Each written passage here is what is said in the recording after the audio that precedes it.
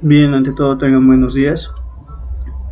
Hoy vamos a exponer sobre el tema de obras de protección a cargo del grupo, quienes integran ser Dayala Wilber, Meléndez Torres Diego Leonardo, Ñahua Rimache Rubén, Zulca Díaz Efraín, Zulca Santiago Emerson y Torres Pérez Walter.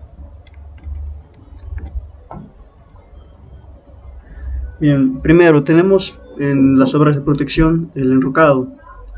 Para el desarrollo y diseño de un enrocado existen tres métodos, los cuales son el método de Minor, el método de la US y el método del factor seguridad. El primero que vamos a observar es el método de Minor, en el cual se observa las siguientes fórmulas. La primera nos indica el diámetro medio, el cual depende de un coeficiente y se multiplica por el tirante y a la vez el número de Freud, el cual es calculado con la siguiente fórmula también, dependiendo del coeficiente y la velocidad, la gravedad y a la vez el tirante. Bien, para los coeficientes que se han observado existen una tabla, en la cual se pueden observar los siguientes valores de 0.28 y 0.32, dependiendo de las características del talud. Para el coeficiente 2, dependiendo del tipo de tramo que estemos analizando, existirá 1.5, 1.25 y el valor de 2 cuando tenemos espigones. ¿Qué son los espigones? Pues son unas obras que nos permiten evitar la erosión, como se muestra en las figuras. Y el segundo método, el de US, el Departamento de Transportation, se observa unas fórmulas similares, ¿no? El diámetro medio dependerá de la velocidad, del tirante y de un valor de K. Ese valor de K se obtiene con la siguiente fórmula, el cual es dependiente del ángulo θ y el ángulo φ. Estos valores de ángulo se refieren al ángulo de inclinación del talud y a la vez al ángulo de reposo del material. Como se sabe, el ángulo de reposo del material siempre tiene que ser mayor al ángulo de inclinación del talud. Las condiciones para el factor de seguridad son las que se observan en la tabla. Para un flujo uniforme el rango debe estar entre 1 y 1.2. Para un flujo gradualmente variado con una curva moderada entre 1.3 y 1.6. Un flujo rápidamente variado en curvas cerradas es de 1.6 a 2. Como observamos aquí en la hoja de cálculo, tenemos el diámetro medio para el método de Minor con los siguientes datos. La profundidad del flujo, que también la podemos llamar tirante, será en este caso 2 metros. La velocidad media del flujo es 2.2, la gravedad 9.81. El número de Freud dependerá de las características del valor C2, a la vez de la velocidad y del tirante. Y a la vez el diámetro medio depende del número de Freud y del tirante y a la vez el coeficiente 1. Según las características que tengamos en nuestra obra, se escogerá el siguiente, ¿no? Si tenemos, por ejemplo, un talud de 1.3, pues tenemos 0.28 y el coeficiente 2, suponiendo que sea un tramo recto, vale 2. Con lo cual, aplicando las fórmulas observadas, obtenemos lo siguiente. El número de Freud es igual a 0.99, lo cual nos indica un flujo subcrítico, y el diámetro medio de enrocado a usar es de 0.54 metros, ¿no? Para el método del US tenemos los datos ingresados: la velocidad media del flujo 2.1, la profundidad del flujo 2.5, el ángulo de inclinación del talud 45 y, como sabemos, el ángulo de reposo del enrocado tiene que ser mayor. El peso específico del material enrocado le estamos considerando 1.9 y los factores de corrección que se observan, ¿no? Bien, para la condición del rango del factor de seguridad, que aquí hemos escogido de 1.4, pues estará en el rango de un flujo gradualmente variado, ¿no? Con lo cual se obtienen los resultados a partir de las fórmulas ya mostradas, con lo cual obtenemos el diámetro medio de 0.25 para el enrocado a usar. Ahora, el método del factor de seguridad para el talud. observamos la siguiente fórmula, el cual depende del coeficiente de velocidad, la velocidad del flujo, la gravedad y la diferencia de niveles aguas arriba y aguas abajo. Como observamos, aquí estamos ingresando todos los datos. Coeficiente de velocidad es 1, la velocidad de aguas arriba del puente 2.2, la aceleración de la gravedad 981 y la diferencia de niveles de aguas arriba y aguas abajo 0.5. Bien, a partir de esos datos tenemos que calcular lo siguiente con las fórmulas mostradas, el cual es el n sub 0, el beta, el n1 y el factor de seguridad. Como observamos aquí, este tendría que venir a ser un método iterativo. A partir del valor que hemos obtenido de la velocidad del flujo, procedemos a comparar en esta gráfica que se observa. Para que nosotros obtengamos el ángulo omega que se observa aquí,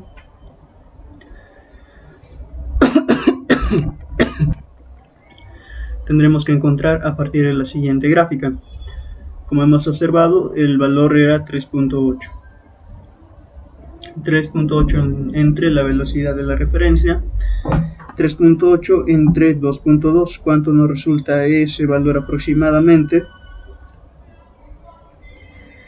3.8 entre 2.2 nos resulta 1.7, ¿no? Bueno, en este caso debería ser 2.2 entre 3.8, el cual es 0.57, lo cual nos ubica en este lado aproximadamente, y trazamos un valor en el cual nos ubica casi entre los valores cercanos a 0.04. Lo mismo hacemos para este dato en la gráfica de abajo y obtenemos aproximadamente el ángulo phi, con lo cual ponemos aproximadamente 18 grados. Una vez que ya hemos trabajado la velocidad de referencia y el ángulo phi, tenemos la gravedad específica de una partícula, que es 2.65 relativamente, el ángulo de inclinación del talud y el ángulo del material de reposo del enrocado. Una vez ingresados estos datos, procedemos a tener la iteración.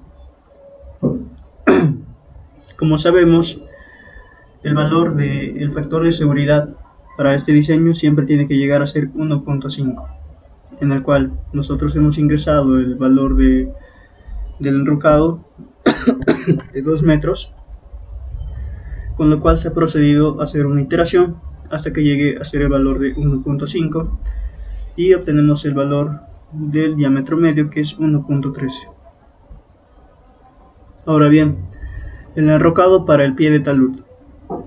Aquí observamos en la gráfica dónde está el pie del talud, es esta parte que se observa. Y ahora aquí hay un detalle, la línea de corriente. Es una línea de corriente, una línea continua trazada a través de un flujo siguiendo la dirección del vector velocidad en cada punto. Así el vector de velocidad es tangente a la línea de corriente en todos los puntos de flujo. Entonces, si hemos prestado atención a ese dato, tenemos en cuenta que la velocidad del flujo, la dirección del flujo en el pie del talud, debería ser aproximadamente 0 para el ángulo que hemos buscado anteriormente en la gráfica. Entonces, si este dato va a valer 0, nuestras fórmulas se simplifican, como se observan en la siguiente: el valor de n sub 0, n sub 1, beta y el factor de seguridad. Y procedemos a hacer lo mismo, un valor de iteración. Aquí tenemos de nuevo la fórmula para la velocidad de referencia y lo vamos a aplicar aquí en la hoja de cálculo. Como observamos, ya no tenemos un ángulo phi para verlo puesto en la gráfica, porque ese ya es aproximadamente 0 y aquí lo ponemos según el gráfico 0. La velocidad de referencia 2.2, gravedad específica de una partícula 2.65, el ángulo de inclinación de talud 10, el ángulo de reposo del material enrocado 16 y la aceleración 9.81. Hacemos lo mismo, ingresamos el valor de 2 y el factor de seguridad se iterará hasta que llegue a ser el valor de 1.5, con lo cual obtenemos el diámetro medio de 0.91. Ahora, el diseño de un filtro. Como sabemos, el filtro debe dejar de pasar el material del agua, pero no los restos sólidos que se obtengan, y a la vez que no se limpie ninguno de ellos. Entonces, en el manual nos indica las siguientes relaciones. El el diámetro del 15% del filtro entre el diámetro de 85 de la base debe ser menor que 5 y a la vez este debe ser menor que 40, ¿no?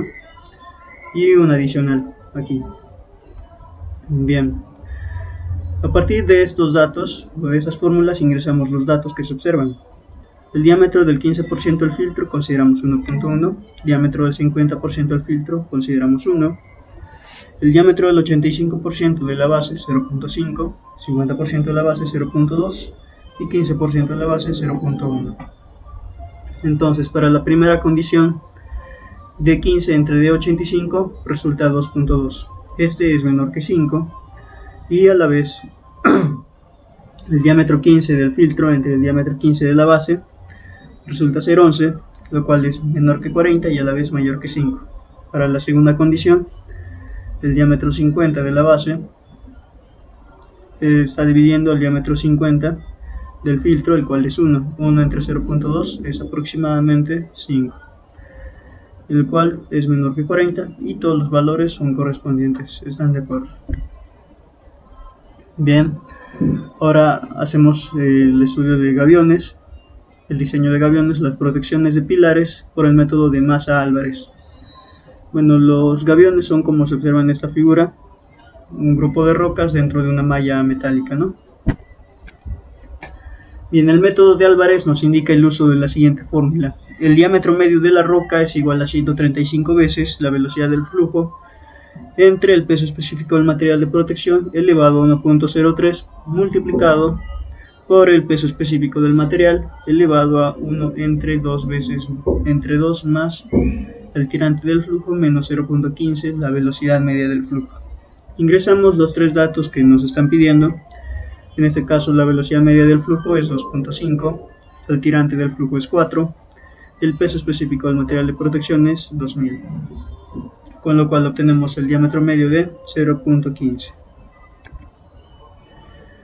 Ahora hacemos otro método, el cual es el EC18, y nos da la siguiente fórmula, que es 0.692 multiplicado el coeficiente de la forma del pilar por la velocidad del flujo, todo esto elevado al cuadrado, entre 2 veces la gravedad multiplicado por la densidad relativa de la roca menos 1.